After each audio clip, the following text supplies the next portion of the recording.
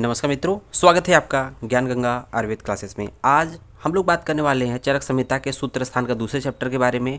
उसमें देखेंगे एक पॉइंट होता है रेसिटेशन ऑफ इम्पॉर्टेंट श्लोक का, अर्थात जो महत्वपूर्ण श्लोक है उनका पाठ के बारे में देखेंगे, अर्थात उनका पाठ करेंगे। तो यहाँ पर देखेंगे दूसरे चैप्टर में मात्र 2 ही श्लोक ऐसे हैं जो कि इंपॉर्टेंट हैं, और इन दोनों श्लोक को हम थोड़ा सा मीनिंग देख लेते हैं।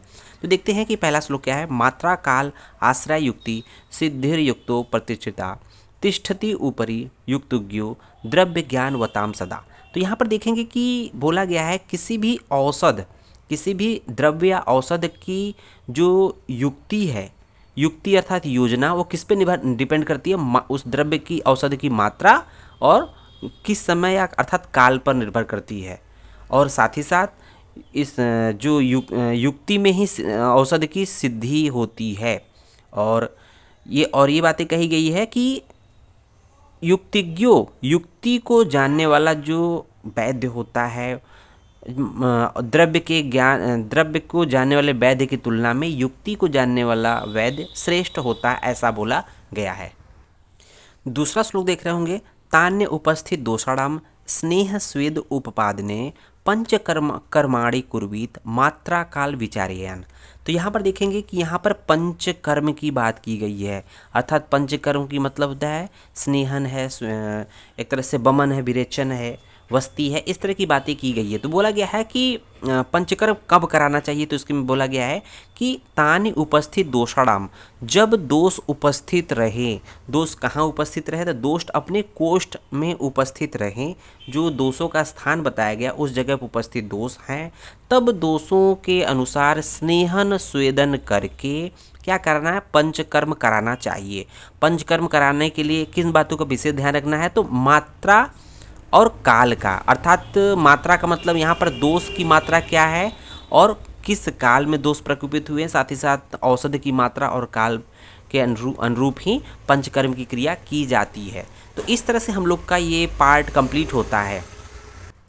अब हम लोग आते हैं चौथे चैप्टर पे। यहाँ पर देखेंगे तीसरा चैप्टर गायब है। तीसरा चैप्टर इसलिए गायब है कि तीसरे चैप्टर आप सिलेबस में देखेंगे तो रेसिटेशन ऑफ इंपॉर्टेंट श्लोका के बारे में नहीं दिया गया है, और कोई ऐसा श्लोक भी नहीं है कि जो कि आपके पॉइंट ऑफ व्यू से एग्जाम में इंपॉर्टेंट हो, इसलिए वहाँ पर सिलेबस में नहीं दिया है। तीसरा चैप्टर के जो महत्वपूर्ण श्लोक का पाठ नहीं दिया गया है। तो यहाँ चौथे चैप्टर में देख रहे होंगे कुछ श्लोक हैं। तो यहाँ देखेंगे सबसे यही एक श्लोक है जो कि पूरा आपका इस चौथे चैप्टर को कवर कर रहा है। तो शुरू का पहला ही श्लोक है, देखेंगे श्लोक नंबर 3 है उसमें। इह खलु षड् विरेचन शतानि भवन्ति षड् विरेचन आश्रया पंच कषायेन योनियः पंचविध कषाय कल्पनम पंच सन महाकषायाः पंच कषाय शतानि इति संग्रह।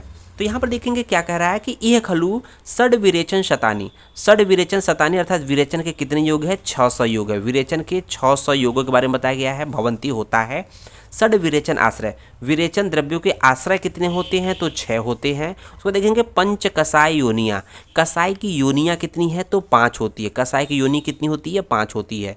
पंचविध कसाय कल्पना अर्थात पंचविध कसाय की कल्पनाएं कितनी होती है, 5 होती हैं। स्वरस कल्क श्रित शीत फांट, इसको हम लोग आगे पढ़ेंगे। उसको देखेंगे पंच सन महाकषाय, तो महाकषाय की बात कर रहा है तो 50 महाकषाय की बात कर रहा है। तो महाकषाय की संख्या कितनी होती है, 50 होती है। ध्यान दीजिएगा।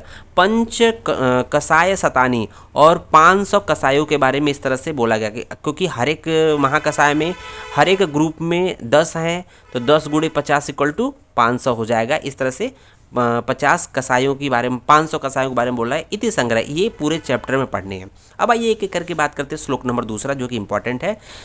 षड् विरेचन आश्रया, षड् विरेचन आश्रया इति क्षीर मूल त्वक पत्र पुष्प फलान इति। तो यहाँ पर देखेंगे विरेचन के आश्रय कितने होते हैं। आपसे एमसीक्यू में पूछा जाता है कि विरेचन के आश्रय 6 होते हैं। विरेचन द्रव्यों के आश्रय कितने होते हैं, 6 होते हैं। तो यहाँ पर देखेंगे कौन कौन से। क्षीर, कुछ द्रव्यों के क्षीर यूज किए जाते हैं, कुछ द्रव्यों के मूल अर्थात रूट यूज किए जाते हैं, कुछ द्रव्यों के त्वक, पत्र, पुष्प, फल, ये 6 जो है विरेचन द्रव्यों के आश्रय होते हैं। उसके बाद देखेंगे नेक्स्ट प्रश्न, नेक्स्ट आपका इंपॉर्टेंट श्लोक क्या है कि पंच कसाय योनिया, तो कसाय की योनियाँ कितनी होती है, 5 होती है। कसाय की योनियाँ कितनी होती है, 5 होती है। इति मधुर कषायो अम्ल कषाय, तो मधुर कषाय जो रस होते हैं, 6 रस होते हैं, उस 6 रस में देखा जाए तो सिर्फ लवण रस को छोड़कर नहीं तो सभी की कसाई योनि होती है।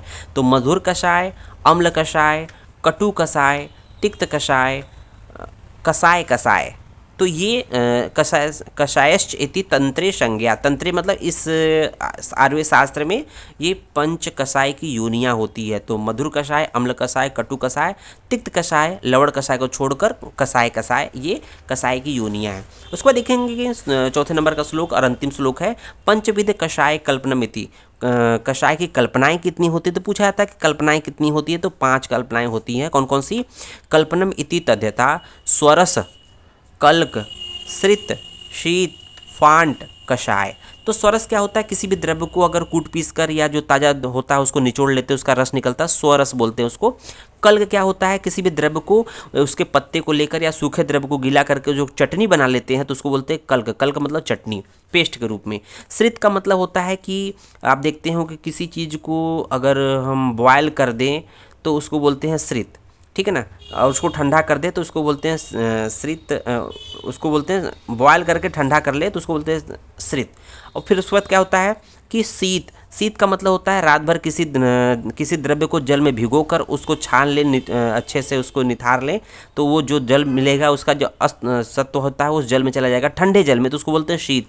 फांट का मतलब क्या होता है? किसी द्रव को गर्म करके उसको अग्नि से उतार कर उसमें किसी द्रव्य जैसे द्रव्य डालकर फिर उसको देखेंगे जो उसका सत्व, द्रव्य का सत्व उस गुनगुने जल में चला जाता है, उसको बोलते हैं फांट। इस तरह से ये पंचविध कषाय की कल्पनाएं होती है। तो ये हम लोग का चैप्टर 4 का इम्पॉर्टेंट पॉइंट कंप्लीट होता है। धन्यवाद।